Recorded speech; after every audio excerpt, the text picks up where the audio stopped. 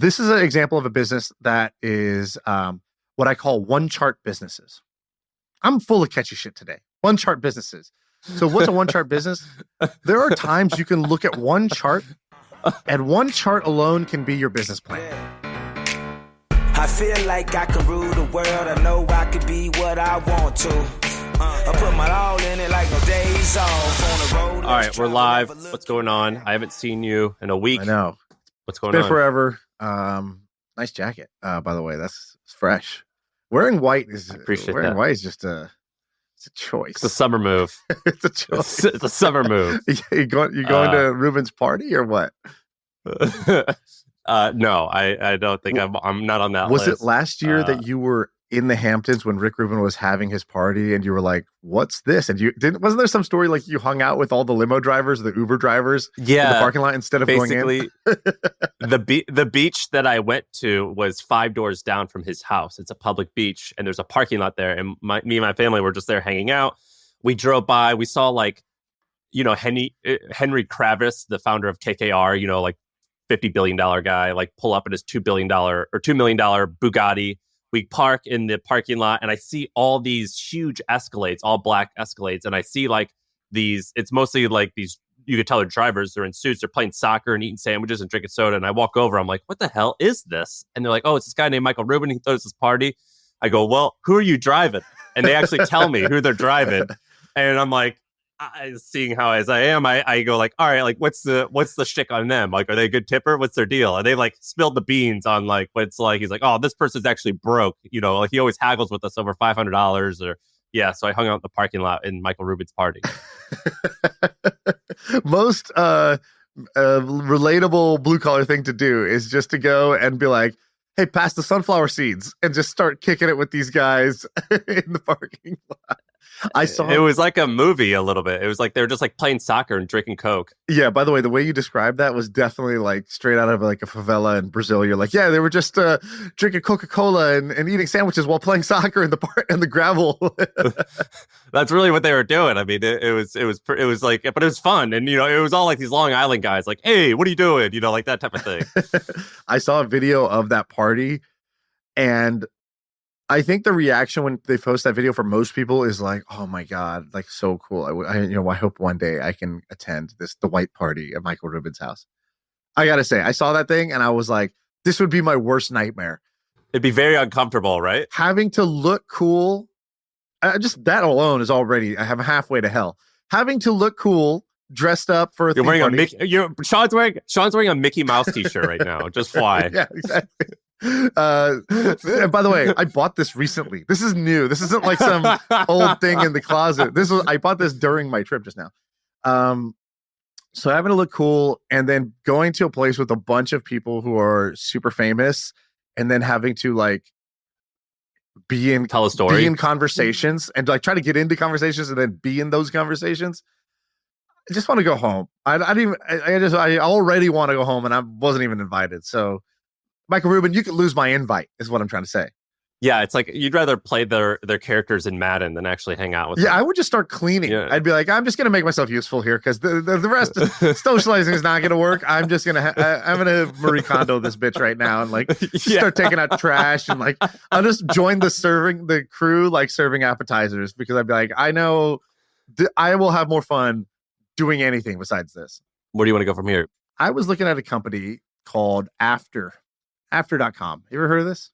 After.com? A very good domain. So an amazing domain. So After.com is cremation as a service, basically. And you can pre-plan it or you can do it after somebody passes away.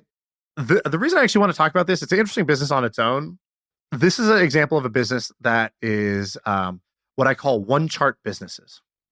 I'm full of catchy shit today. One chart businesses. So what's a one chart business? There are times you can look at one chart and one chart alone can be your business plan. So for example, have you seen the rise in the popularity of cremation? No. Popping off nowadays. Cremation is it's the new Tide Pods. It's in right now. So I saw this chart. I thought, did not everyone get cremated? So basically cremation in the United States in the last, 20 years or something like that, has gone from like 10% of the population chooses cremation to over 50%. I think it's almost 60 or 70% now, which is like kind of insane. I had no idea this was true. So burial rates are going down and cremation rates are going way up. And you just see that one chart alone. You're like, okay, in 20 years, the thing has shifted where it went from the super minority to the majority. All right, that alone tells me there's room for building interesting business in this space. It's a one chart business. And there's actually been several of these that I've like encountered over the years. Like one chart can tell you a full story. And so this is one of them. And these guys have built a really good business on top of this. I don't want to go into too much detail about their actual thing, but I just thought that was crazy. And this is like where like what you guys had with trends was like kind of like a cool business, because you guys would identify trends like this. You would say, okay, yeah, in the 1960s, cremation was 3%. And then in 1990s, it grew to 17%. And right now in 2020, it's over 50%. If that's true, then what? What are all the second order consequences of that? Who are the providers for this? Who does the B2B e-commerce of this? Who has the highest SEO ranking for this? And that website's actually going to get way more popular than they realize, because this is growing over time. And so you take that one chart and you can actually run a whole business plan off. Wow. So do they, A, yes, you're right. And B, I'm looking at after.com. I don't think they've raised money. They're Mormons. They're based out of Provo, Utah. This is wild. How did you find this? They reached out because I told people I was buying minority stakes in businesses and investing in businesses, and I think these guys were raising money or wanted to. Well, I think they were raising money. They're not trying to sell. I think they're trying to go big, fundraise. So, they reached out. This definitely could be big. It's $2,500. Their TAM is everyone on Earth. We're all getting there eventually. But they don't own like an oven, do they? Like they just like it's the logistics. So basically, what they do is they get the lead. They then book the kind of like they either take the prepayment if you're going to do it ahead of time, or afterwards. They say, okay, we will be your provider. They can do like kind of like the full logistics. So basically, it's like the Domino's pizza tracker, right? Pick up, drop off, delivery. Like they do the whole thing, and you can see kind of step by step where you're at in the process. This is wild. So to your first point, our good buddy Jack Smith, he started Vungle, sold it for $750 million. It was making $1 million a day in revenue. He told me, I was like, Jack, why'd you start Vungle? He was like, well, I just saw that mobile like games on your phone were going to be really popular. I just saw like a chart. I think he said from Forrester Research Report. He's like, I just saw this chart that says like, oh, mobile games are like taking over the world. And he was like, what can we make on top of that? And that's why he came up with Vungle, which was ads in a game. And so he built an ad network. And it was the same thing where he's like, oh, that's a thing. Let's just get on that tidal wave. And like, just like, doesn't matter which surfboard we pick. Let's just pick a board and hopefully it will catch. And that was like the same famously, thing. Jeff Bezos says this is how he decided to quit his job in, I think he worked at some private equity firm that's famous. And he quit his high paying job and was like, I'm going to go start a internet company. Why internet company? He goes, I read a stat during my research at the firm that the internet is growing 2,300% per year. And that blew my mind. And if that's true, then I'm going to go build an internet company. That line is a beautiful line. So we actually use that quote on the front page of Trends, where he goes, I saw a report that said the internet was growing by 2,300% per year. Nothing grows that fast unless it's in a petri dish. And he's like, that's what I knew. I had to start something. And so I wrote a list of ideas of things that we could possibly sell on the internet. Right. And we just so happened to choose books. Yeah, exactly. They chose books because he was like, oh, what is the advantage of the internet? You could have infinite selection because there's no shelf space limit, right? There's no physical shelf. So he's like, what has wide selection? Okay, what also won't go bad? Can't be perishable. So it has to be durable. And then what is easy to ship? And so he's like, those three. And he's like, there's market demand for it. Cool. Books will be the place where we start. By the way, I just found Steph Smith, so former writer of Trends, had a great tweet about this, actually. So I just pulled this up while you were talking, while I was looking for the quote. And she said, famously, Jeff Bezos had this stat that made him quit his job. What are the generation-defining stats of today? Here's number one. Here's what she had. The cost of mapping a genome has fallen by 100,000% over the last 15 years. So it went from like $100 million to less than $1,000. So mapping genomes. If that's true, if the cost is dropping like a rock, what could be done off that? The second, college tuition has outpaced how much people earn by 10x. Here's this one chart that shows, people's earnings over time and the cost of college over time. It's like cost of college going way up. That's a one chart business right there. Cyber insurance loss ratios have increased for years, despite exponentially growing rates. Your loss ratio is basically how many claims you have. So cybersecurity is becoming an exponential issue. The percentage of men under 30 not having sex has tripled in the last decade. So before, men not having sex was like, 15%. Now it's 30% of men are not having sex under the age of 30. Under the age of 30? So you just made it. Nice. So yeah. Alley-oop. A couple other ones she had in here. It used to be that 8 hours of sleep was the norm. On average, now people get 6.8. So the sleep industry and the effects of not sleeping are going to go up. The electronic system in a car was 5% of car costs. Now it's 50% of car costs. It's not just self-driving cars. Cars are basically rolling computers. Dude, those are brilliant. You I've definitely have started stuff because I've seen things like that. I remember sitting with one of the founders of Calm, this guy Alex too, and we were at lunch, and he just burst out laughing out of nowhere, and we were like, "What?" And he goes, "I just realized that there must be like 10 million people a day dying on Facebook." I go, "What?" He goes, "Like Facebook must have so much churn just due to death." He's like, they probably have millions of users churn because they died every day. That's insane. And he just starts laughing. And you're like, hey, Alex, like, you freaking autistic weirdo. Like, he's just laughing so hard. Can you be normal? And he was like, can you imagine millions of people churning because they died every day from your product? He's like, what do they do with those profiles? How does that work? And he's like, what? There's a team of people just like the morgue at Facebook, just cleaning up these dead profiles. Well, they should sign up for after.com. He's like, more people died during lunch today than use our product. More people on Facebook died than have ever used our product. He's just laughing uncontrollably at this. You're like, yeah, that's hilarious, Alex. That's so funny. So this is my first time recording back in Austin. So basically, most summers between like May and October, I go to New York because I have family there and we like to stay there. This time we only did it for like 6 weeks and I'm back. And every time I come back, I get this immense amount of stress because typically when I go, I'll go for 3 months and I only bring a carry-on.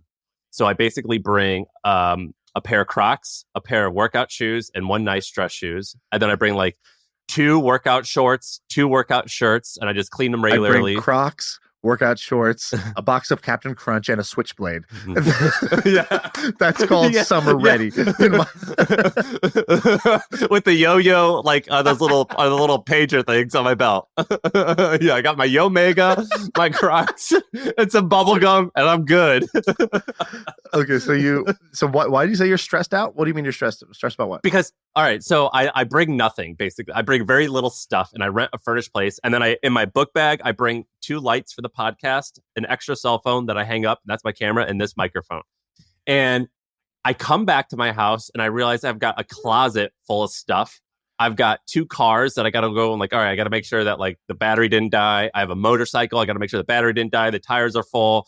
I've got this cold plunge where I got to go like make sure I filled it with water and I got to clean it. I just have like shit. Like there's just stuff. Right. There's stuff to like maintain.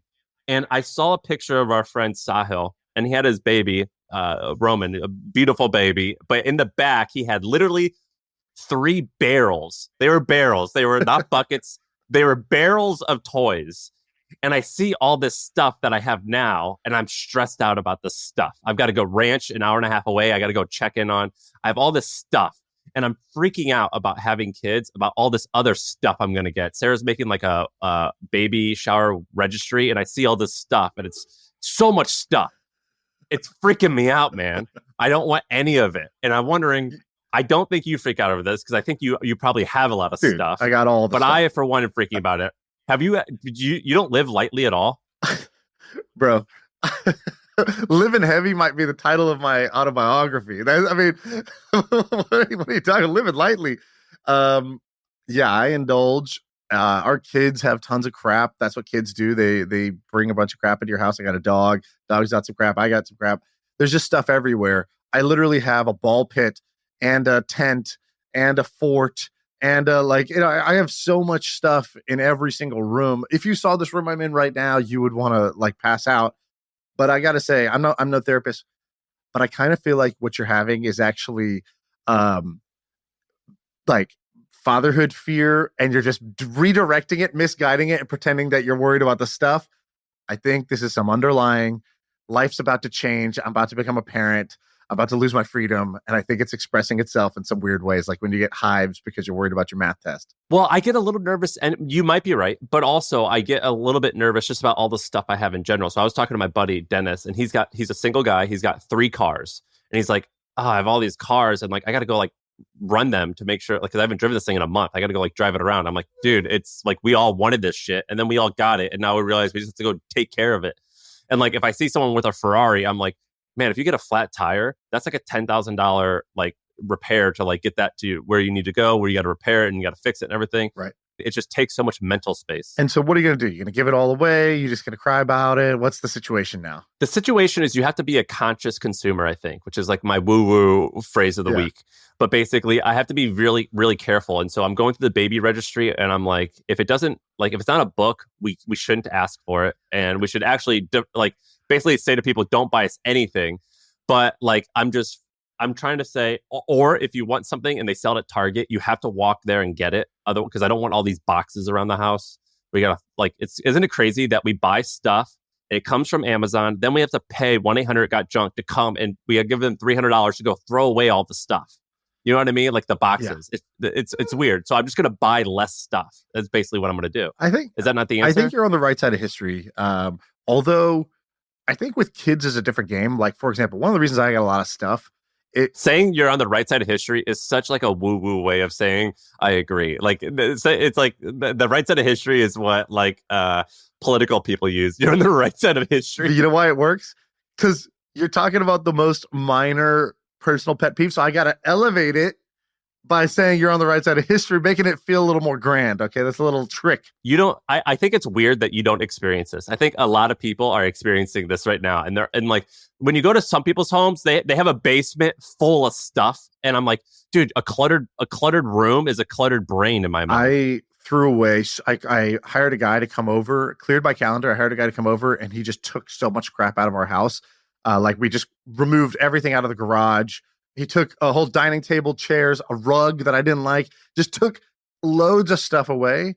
And it felt like, you know, the satisfaction when you like pop a zit or something like that. It felt like that. Yes. I popped my house's zit.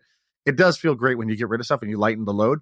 But what I would say is one of the reasons I have a lot of stuff as a parent is because you end up, I don't know, not everybody does this. There's better parents than us, but we bribe our kids a ton. And it turns out that like, the thing you want more than like a neat and tidy home and light footprint is like 13 minutes of relaxation. And you know how you get 13 minutes of relaxation? You stop at freaking Dollar General or whatever and you buy some crap that your kid's going to be excited about playing for like 30 minutes. And like, that's all you need. And if you have that, all right, it's worth it. We'll get rid of that later. And so having stuff that your kids can play with is how you get to be on the internet. And if you don't want to be on the internet, cool. Keep your minimal house and you can go and entertain your kids with your bare hands. But if you don't want to do that, you better buy the ball pit and the slide and the nugget and like all these little things so that they have stuff and to do. And the Target, you've got the Target grocery cart, the Target checkout. Because then scanner. I can say, oh, let's play grocery store. You go shopping and buy everything. And I'll be sitting over here on my laptop. And then they do it and another 9 minutes passes. And I'm just 9 minutes closer to freedom, to the day that they're old enough to go to school. And so, you know, this is it's a tool for survival is what I'm trying to say. Yeah. And the last thing on this is the reason I love going to New York when I go is because I say like San Francisco and New York, right? I lived in San Francisco for 10 years. You're outside of San Francisco now. New York as well. It's a land of ones and tens, meaning Everything about that place is either a 1 out of 10 or it's a 10 out of 10. The beauty, the energy, the excitement, 10 out of 10. The crime, like seeing the homeless people do stuff, like feeling like it's a third world country sometimes, that's a 1 out of 10. Austin is a land of 6 and 7s. Everything's mostly pretty good, mostly all the time. It's never going to blow you away with inspiration, but it's always going to be like, oh, this is nice. I feel nice. Whereas, you walk around the city of New York and like some of the time you're like, this makes me feel alive, like this is like, I just like inject this shit in my veins. And then the other times you're there, you're like, I need space. I need quiet. Like I'm freaking out. You know what I'm saying? And so what I'm trying to figure out is what's a good life? Is it surrounding yourself with 1s and 10s, or is it surrounding yourself with a 7 all the time? And that's something that we're debating at the moment. I mean, that's a big life question. What do you think the answer is? I don't know yet. I don't have to make my decision yet, but I was wondering if you've ever thought about that. I'd never thought about it as well as you just put it. What I would say is that anytime I learned this thing a long time ago, which is one choice is no choice, right? Because if you only have one choice, that means you really actually have no choice. Yeah, just inertia. 2 bad choices just tells you need a third choice. And so I think what you're actually saying is you need a third choice. The thing that worked for me was live in California, but live in the burbs. So you don't have the crime and stuff like that. You do lose a little bit on the energy and the like kind of ambition around you, but you can kind of hack around that a little bit. So you get kind of the weather, the beauty, the sort of the California sunshine, all that good stuff.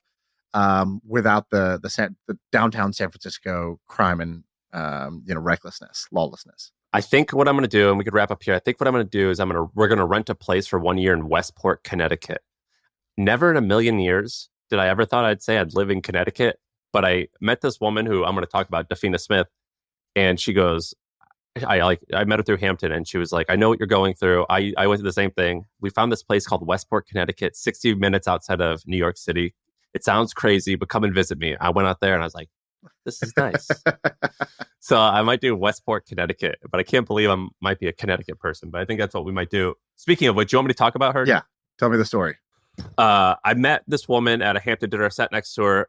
Basically, her name is Dafina Smith, and her store or her company is called Covet Mane. So you could check it out. It's Covet, like you want something. So COVET, and then Mane, like hair, MANE. Are you on the website? Yeah. There's just I don't want to go to Rick Rubin's party, but this party that I'm looking at right here looks amazing. This is just like beautiful women running through just holding hands and running through the sand, which is just hilarious. Dude, so check this out. So she started out in real estate, just doing normal stuff, but her parents owned a beauty supply store, like a small store. And so she starts helping them out. And so she starts saying like, oh, let's create a website and we'll sell hair extensions online. So I don't know if your wife uses hair extensions. My wife does sometimes. Hair extensions, basically, it costs sometimes $2,000 or $3,000 for really fancy ones. Sometimes cheaper, $500 to $1,000. And they basically like weave this. They basically like sew extra hair into your hair, and it makes it look really nice for a woman. And she starts selling this online. She's like, this doesn't really work that well the way that I thought it was going to work. So instead, what she does is she invests around $100,000 to $150,000 into starting this business. And what she does is she starts hollering at different beauty stores, and she creates like an invite system where she's like, look, we don't have that much inventory and we want to like onboard people effectively. So you just apply, and then if we can like make this happen, we'll start sending you our product, and our product is really high quality. And then also we can start sending you some customers because we're going to do really good with the marketing. We're going to send people who want our particular type of hair. And hopefully when you go and get hair, you'll tell your friends, oh, I got this brand of hair. You can go to their website and see who deals their stuff. Well, anyway, she only has 6 employees. In her first year of business, they did $4 million in revenue, and they're in year 4 or 5, and they're doing tens of millions in revenue. By year 2, she was already in the tens of millions. Year 4, she's doing many tens of millions. They have like 2 or 3 agencies who work for her, but only about 6 full-time people. And if you go to their website, they're killing it. And I was like, what are you doing so well? She's like, man, we host these like meetups where it'll be like tons of women who own these beauty supply companies. So, or like, like literally a brick and mortar like beauty store. And we do like these parties where we like teach them a little bit about how they run their business. We'll have speakers who like have best practices. And then also like if they happen to want to apply to sell our product, we'll do that. And that's like basically how they're getting most of their customers. And it's a super fascinating company because it's just a simple ish website. I mean, it's nothing like crazy fascinating. The hair is of high quality, which, by the way, do you know how they get hair from this? No. Is it donations? It's real hair. It's usually it's from India. So like there's I guess in certain parts of India it's like holy or something to shave your head, or they go to China where you can pay people and they'll cut their hair and you buy their hair from them. And so it's real hair. And so it's like a process to get like a high quality hair extension. But she built this company on this idea of like going after these hair salons, and it's super fascinating because A, this is an industry that I knew nothing about. And B, I actually think things like this could be pretty huge because it costs $2,000 or $3,000 to get this done in some cases. So I forgot. I actually went down this rabbit hole a long time ago because a guy I did dinner with once, when I used to host these mastermind dinners, worked at this company called Maven. Did you ever hear about this company? Yeah, they raised too much money, I think. They raised like $30 million from Andreessen Horowitz and Serena Williams and Jimmy Iovine, like every cool person you can imagine. And so they raised all this money, and this guy, Taylor, came to dinner, and he was, I think, like the COO or something like that. They're based in Oakland, and he was telling us about this. And he was like, basically one guy explaining to like 5 other guys who've never like done hair extensions about how crazy this business is. And he's like, yeah, like you have these stylists. The stylists are basically like, these kind of like independent contractors. People follow them from like salon to salon, like wherever they're working, they're trying to book them. And then the stylist has to go and procure the actual hair. And so they go to like these warehouses or these wholesalers to go buy the actual hair. And then they get the hair from India. And I remember going on a YouTube rabbit hole of like how they get the hair from villages in like India or China or places like this, because that's where the bulk of the hair gets imported from, and how they get paid, whatever dollars for their hair. And it's like kind of a controversial thing about like, is this like, is it exploitive? There's like rumors of like people being forced to do it, which is not great. And so there's all kinds of stuff in the supply chain about ethically sourcing the hair.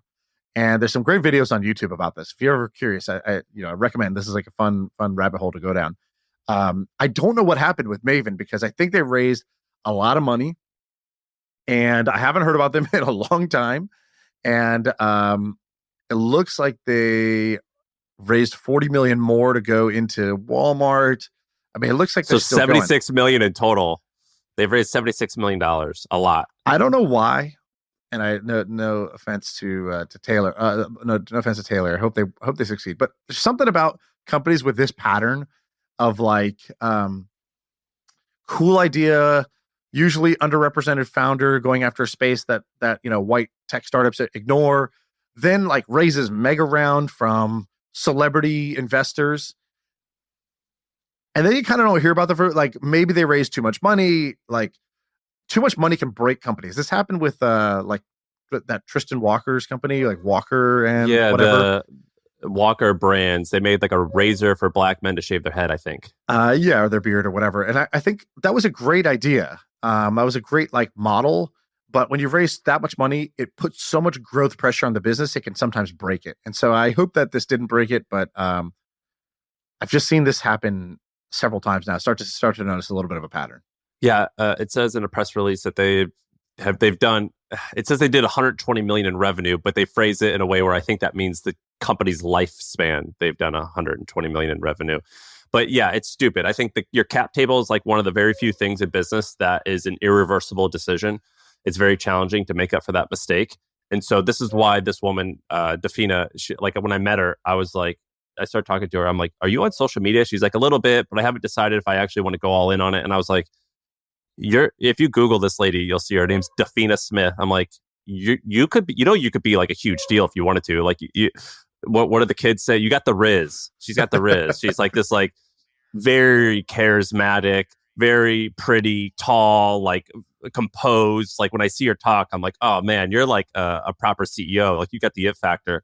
And she's like, I don't know if I actually want to be famous, or I don't know if I actually want to go hard that way. Where I'm like, well, whenever you want to, I think you'll kill it. And so when she started telling me her story, I had no idea that this stuff could be this big. And she told me some of the numbers behind it, and I was like flabbergasted at this type of business. Right. Yeah, that's crazy.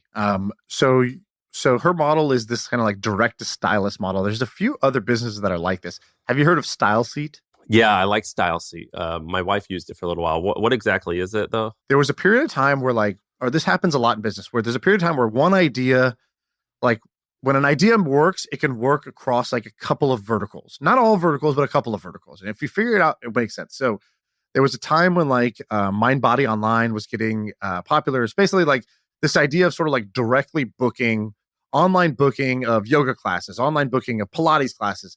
And then the fact that there was like this rise of the instructor, like the celebrity instructor. This happens with Peloton.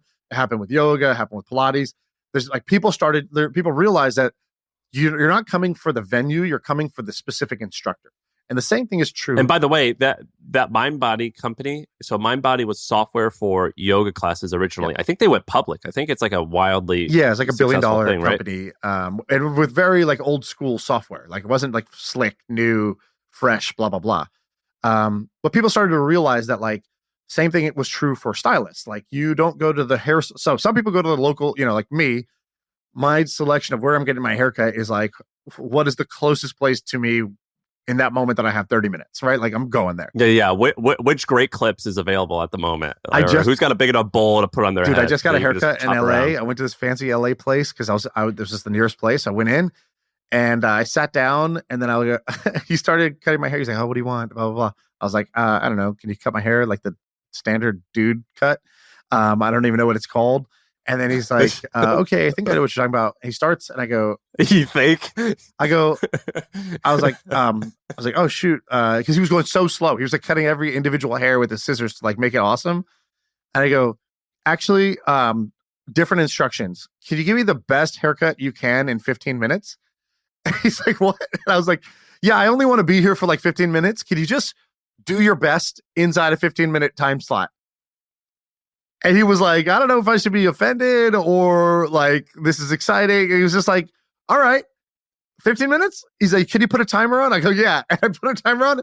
And then this guy like cut the shit out of my hair for 15 minutes. And I was like, wherever you're at when you're done, let's just call it. And he's like, you can come back later. He's like, you can come back later today, man. I'll finish. And I was like, it's hair. It'll be back where it is in 5 days. It's all right.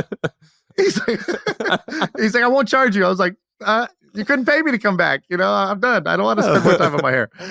Dude, I go to these Orthodox Jewish guys in Brooklyn. Nobody cares about my hair. I go to these Jewish guys in Brooklyn, and I love them because it's all about efficiency. And then I'll end up just sitting down at the chair anyway, just be like, tell me about Uzbekistan.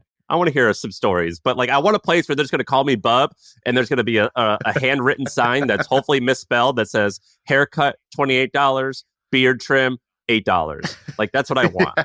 Like you better have Scotch tape in that drawer of yours, like otherwise I'm out. If you take credit cards, I'm out.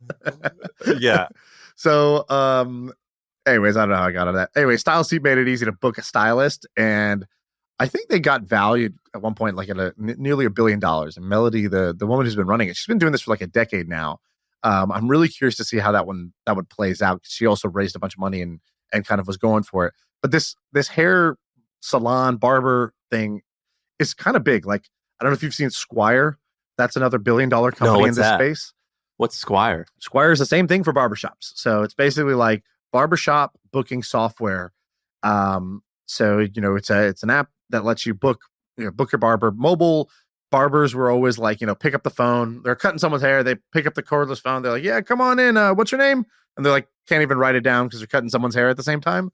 So Squire just kind of like streamlined that process. And I think they might do payments as well.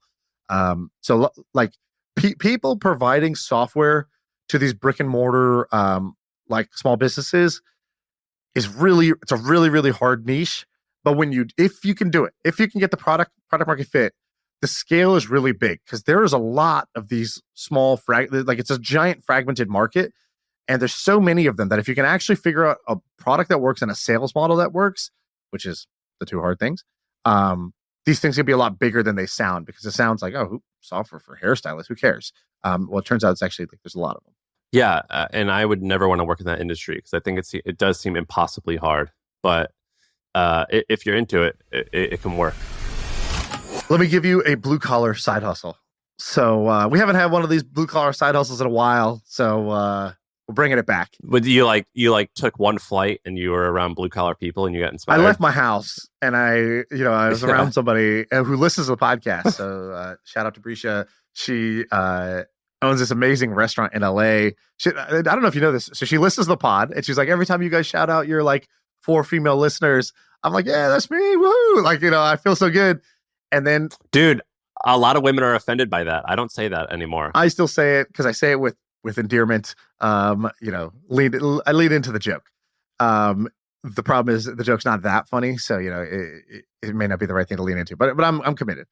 So anyways, I go to her. She has this restaurant in LA. How'd you meet her? She had taken my power writing course, and she had volunteered to I do this thing where I'm like, okay, show me your website, and we do like a live teardown of it. And so we had done one of her website because she sells these like michelada like drink things, like this kind of like mobile, or this little like she has like her restaurant, but then she has like this e-commerce side of her business too. So anyways, okay, I had done a teardown of it, didn't pay much attention to it after the fact, but Ben, business partner Ben, keeps in touch with anybody that I meet. He's just like somehow has tabs on everybody. He's like, yo, she's blowing up in LA. I'm like, what do you mean? He's like, she got this restaurant. She's blowing up. Like the restaurant's getting really popular. Her brand is getting really popular. She's got a podcast that's getting kind of popular. And he's like, yes. What's her full name? We'll give her a proper shout out. What's her full name? Bricia Lopez. Okay. So, she's got a cookbook. Like she's kind of like doing her thing. She's got a lot of stuff going, which I think is pretty fun. She got a book called Asada, The Art of Mexican Style Grilling by Bricia Lopez. I met her and her brother. So anyway, so she invites us. She's like, hey, you're in LA. You're having meetings anyways. Come to our restaurant and or whatever. We come to her restaurant. She serves us this amazing meal. We talk about restaurant owner energy. She had it. She literally has restaurant owner energy. Like we walk in, we're in her place. She's like, sit down. Food just starts appearing. We're not ordering anything. She's literally like making my plate by hand. She's like feeding me like I'm a baby. She's like, try this. Was it free? Did you have to pay? I wish I could have paid. She's like, your money's no good here. And wow. And so the restaurant owner energy was flowing. I loved it. I literally, when we walked out, our buddy was like, wow, is that what it's like to own a restaurant? And then our other friend was like, this is how every entrepreneur makes the mistake of owning a restaurant, because they experience the 1% amazing feeling when you host people at your restaurant and not the 99% of actually, running a hard restaurant.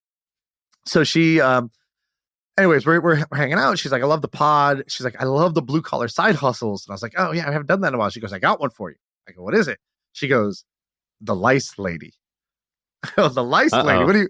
What are you talking about? And so she goes, dude, she's like, I have kids that are in school. And if anybody in class gets lice, everybody has to get checked for lice. And not just all the kids, like your whole family basically has to get checked for lice. And she's like, I'm thinking of like the pigeon lady in the park who has pigeons all over the place. Is this? I was thinking like it's a woman that just has lice all over, like hanging on her shoulders, and she feeds them crackers. Like go to like one of these, I don't know, like licetreatmentla.com. It's a mobile lice testing service. So what she said was, she goes, yeah, basically somebody inevitably gets lice in school. Everybody then has to get tested before you can't come back until everybody gets tested clean, certified clean. So then you can either go and do it, or if you want them to come to you, because it's time consuming to go and book an appointment somewhere, you can basically, there's a lice lady you could just text in LA. You text her and she's like, cool, I'll come out there. It's $300 for me to come out. I'll test you and your whole family. Plus $50 a pop or something like that. $100 for your certificates. And it's basically she makes, whatever, $500, $600 for doing this test for the whole family to get them all cleared. And she serves these 8 districts in LA, and that's her territory. And there's another lady out on the east side, and she serves her territory. And they don't cross paths, otherwise there's a bit of a showdown. And so she's like, yeah, this lady's making tens of thousands of dollars a month.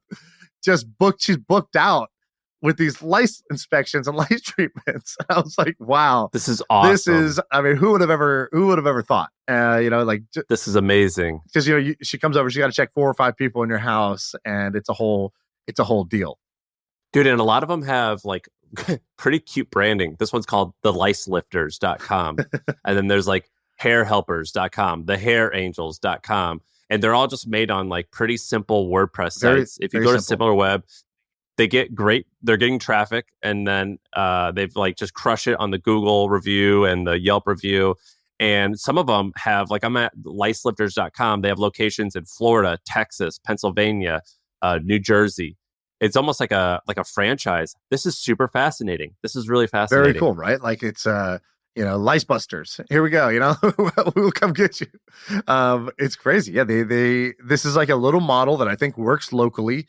If it works locally, you could do it in a bunch of locations. If you do it in a bunch of locations, you could even franchise it out or go nationwide if you really got aggressive with it. So I kind of love this little blue collar side hustle, and it's in one of these like hidden in plain sight niches, right? It doesn't take a genius to pull this thing off. Dude, if you go to licebustersusa.com, the one you're on, I made that up, by the way. Is there actually a Lice Busters? I just Googled Lice Busters. Licebustersusa.com. They have a couple dozen locations. No, this is a super fascinating thing. Yeah, this is cool. How much does it cost to have a Lice Buster come to your school? I bet you it's like $1,000 for the day or something.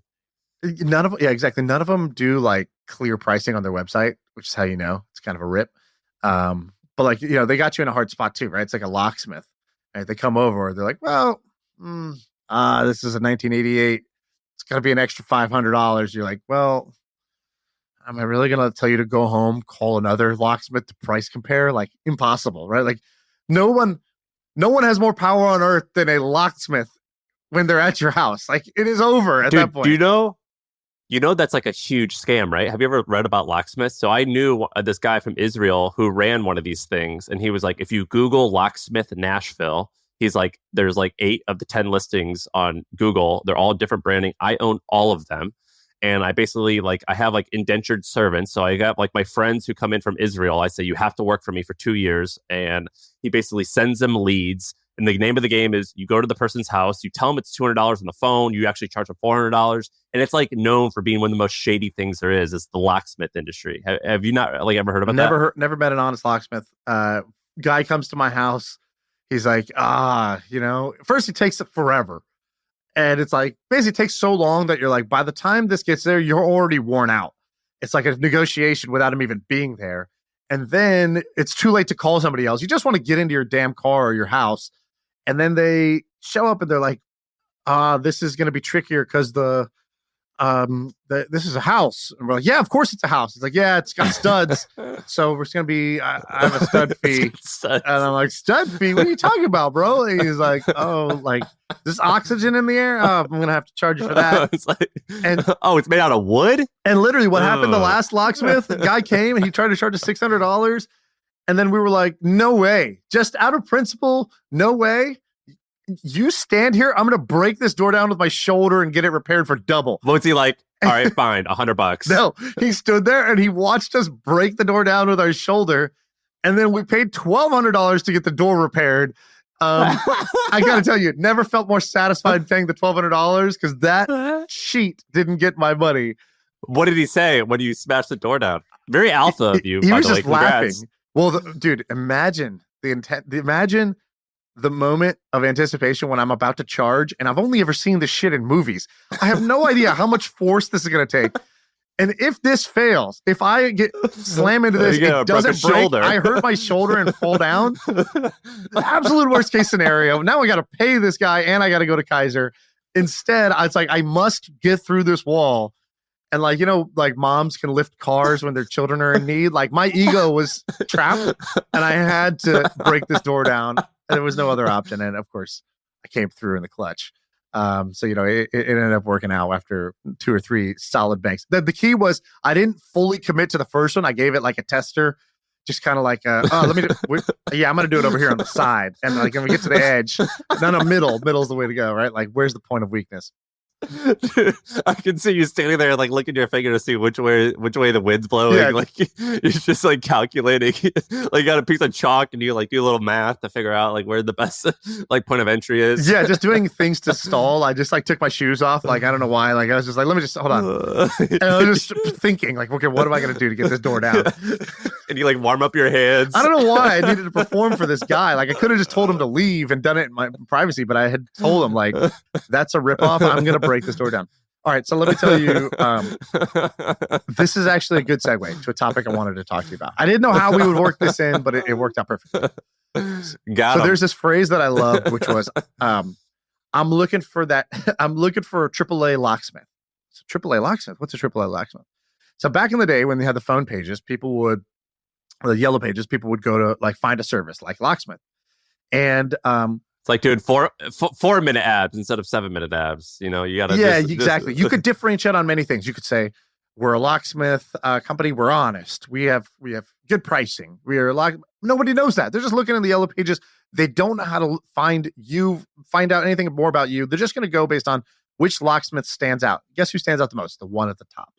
And so I call it the AAA locksmith idea because people started to game the system. They're like, oh, instead of calling themselves locksmiths, like then they're far down the list, they would call themselves a locksmith. And then some other guy was like, no, we're AA locksmith. So AA locksmith. They would show up first in the list.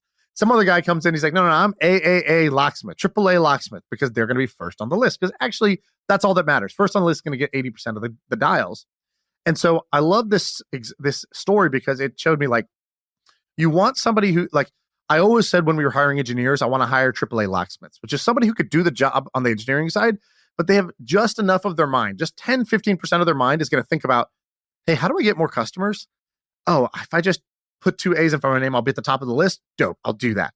That immigrant, it's like that immigrant hustle. Yeah, exactly. So I want the engineer that's got just enough of that moment of micro hustle where they just figure out, oh, this little thing is going to help me, help me get a little bit further in life. So I was thinking about these micro hustles because, again, I left the house, start to observe things, start to notice how broken some industries are. So I'm at a dinner. How long were you gone for? 5 days, an eternity. Okay. I go to dinner and sitting with some friends, and this happened 5 times. So we went to dinner every single night while we were out, while I was in LA. Every single night, the same thing happened at dinner. We eat. At the end, waiter comes up and he says, can I get you guys a dessert menu? Dessert? Anybody want dessert?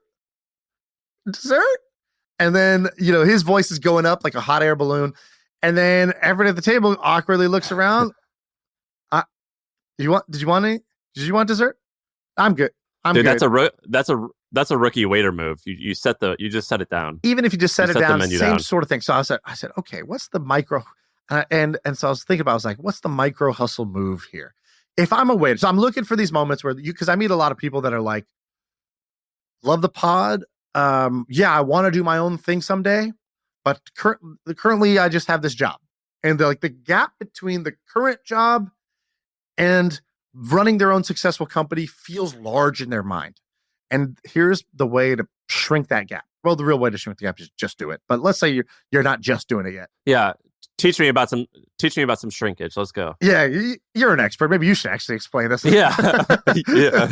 Yeah. Who am I preaching to the choir here? So I'm like, how do you start to think like a business owner, think like a little bit of a hustler when you're in your job?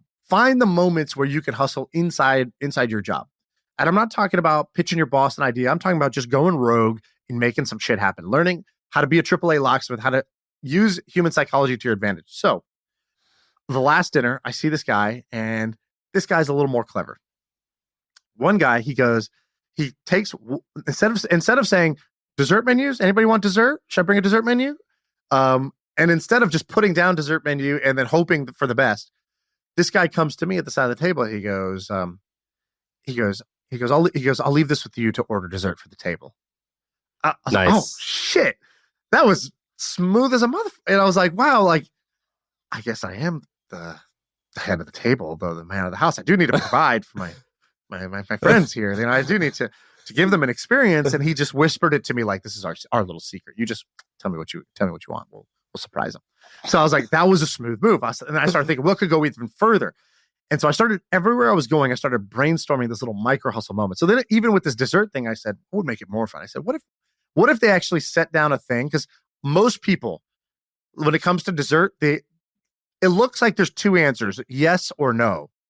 But there's actually a third answer. Do you know the third answer when it comes to dessert? No, what? I'll have some if you want some. That's actually where everybody lands. It's like, yeah, I'll do one if you're doing one, right? Like, this is how people feel with things. And so I thought somebody should actually just set down a little thing in front of everybody. Say, all right, here's a restaurant. At the end of the meal, there's 3 little buttons that get put in front of you. Button number 1, no thanks, I'm fine. Button number 2, hell yeah. Button number 3, I'll have one if everyone else wants one. And on 3, we do our reveal. We make it fun. You do the reveal. If anybody says yes and anybody says, I'll have it if everyone else is having it, say no more. Would you guys like the brownies or the truffles? Oh, okay, truffles. Yeah, let's go. And you could get, I think you could add on like $40 to every ticket if you just did it this way. Dude, I love those games like that. It's like In-N-Out secret menu. Yes. You know what I mean? Like, I love these games at restaurants. That's my favorite thing. And I think a lot of life is just played in your head. And if you're just sitting somewhere, the challenge I give everybody is, how do you play a little game in your head today where you say, all right, let me add a little showmanship. Let me add a little restaurant owner energy to what I'm doing right now. Let me add a little psychology to what I'm doing right now. And if you do that every day, you become a different person. Like I fully believe this. You literally become a different person. And you have more fun versus just going through the motions as you were before. So this is my little rant on finding that little micro hustle, being the guy who figures out how to do the dessert menu in a way that makes everybody feel good and actually gets everyone eating dessert. Because there's a version of that for your job, whatever your job is. The little mini Riz. You did this at the hustle. We talked about when you did the everybody gets $100. Let's go to Costco and let's see who gets the best thing, right? Like, yeah, it was the best. Yeah, that was our team building activity. I think we had 12 employees. We gave everyone $50. We said, you can team up, you can do it on your own. But at the end, we're gonna vote. We're gonna have 3 awards, which is most useful gift, your favorite gift, and the most tasty gift. And you have to try to win one of those awards. Yeah, and I love these stories of people who just take the ordinary and sort of like add a little extra to make it extraordinary. All right. Anyways, that's my rant. Who were you at dinner with, or who'd you go to LA with? And did anything amazing happen? So many amazing things happened. I wanted to actually write my notes and send them to you so that then we could do an episode just breaking the whole thing down, because there was so much that happened. Were you recognized a lot? Did you get recognized? No, not at all, actually. Really? LA's got actual famous people. So maybe people don't know that you're like 6'1". I think because a lot of people would be surprised how tall you are. When I go to LA, I mean, I get stopped a dozen times a day. I think I just stick out more than you do, maybe. But it could be. I'm shocked by that. Or you're just super unapproachable, which I could see that as well. Yeah, I think that's actually more of it. I must have just like, whatever, resting bitch face or something, because nobody's really coming up to me that much. It happens actually here in the Bay Area, but when I was in LA, I don't think it happened one time. So that was good. It's always good to go back to your roots, as I say. You're not from LA. No, I mean, but okay. My humble, non-famous roots. Yeah. Where? Who'd you go? You went with Ben, probably Sully. Anyone else? No, it's just me and Ben went, and then Sully lives down there, so he joined us for half the trip. Well, I want to hear all about it, so I guess we'll have to wait. I got some other quick ones. I want to hit you with some quick hitters. So I'm going to call this my weird AI tool of the week. I don't know if this is going to be a recurring segment, but it might be, because there's a lot of weird AI tools. So click this link. There's a company right now in YC that is called Roundtable.ai. And I saw this post on Hacker News. It wasn't the most popular post, but I found it and I thought it was fascinating. So this guy goes, because that's what you do. You got to find the good shit. Exactly. So I was deep in the bag and I found something. So they posted this Loom video that says, hey, check this out. We are Roundtable. We use AI to simulate surveys. And they go, user research and market research is really important, but it's expensive, takes time to design and analyze and run the research. So here's what we do. We use AI to simulate a survey. I was like, what? And they go, yeah, basically LLMs, the new tech that's behind like ChatGPT, is great at simulating what something like a human would say. And these guys just took it to the nth degree. So they go, you write a survey with a bunch of questions. You define your audience. Like, I want people who are 45 years old or older, right? And so you could say, for example, are you interested in buying an e-bike? And it would say yes is answered 28% of the time. But if you narrow it down, you say, let me filter only people who own a Tesla. Now, yes is 52% of the time. And, for example, if you say, where did you learn to code?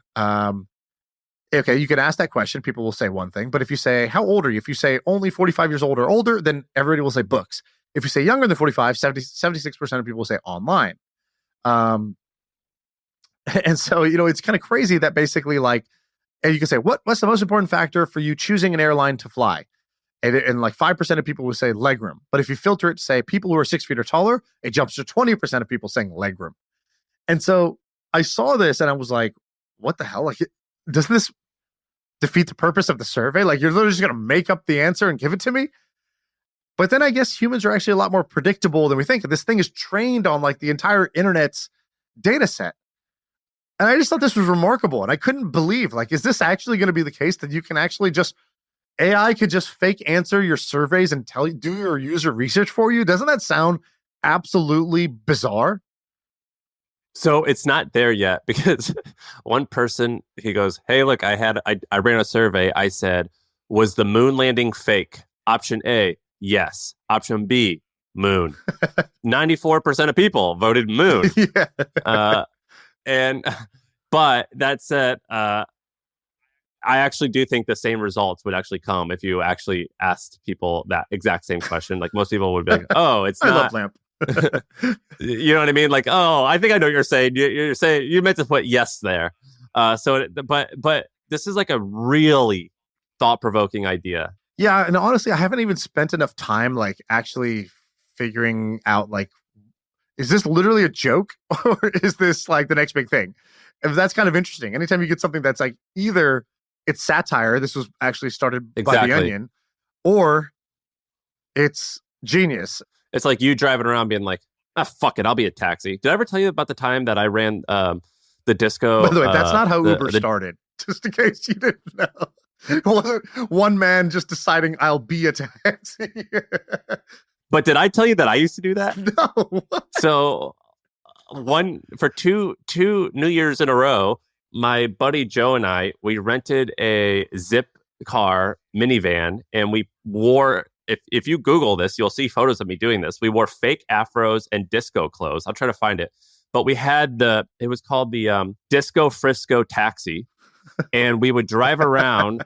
If you look up Disco Frisco Taxi, my name, you'll see Disco Taxi. And we would drive around being like, hey guys, where are you going? You want to go to this place? All right, cool. How about $30? And they would say, all right, cool. They would get in.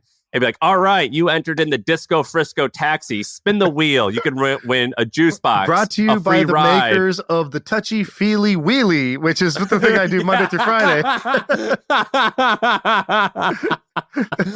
Yeah, it's like, all right, your destination is my house, my home. All right, yeah, let's go.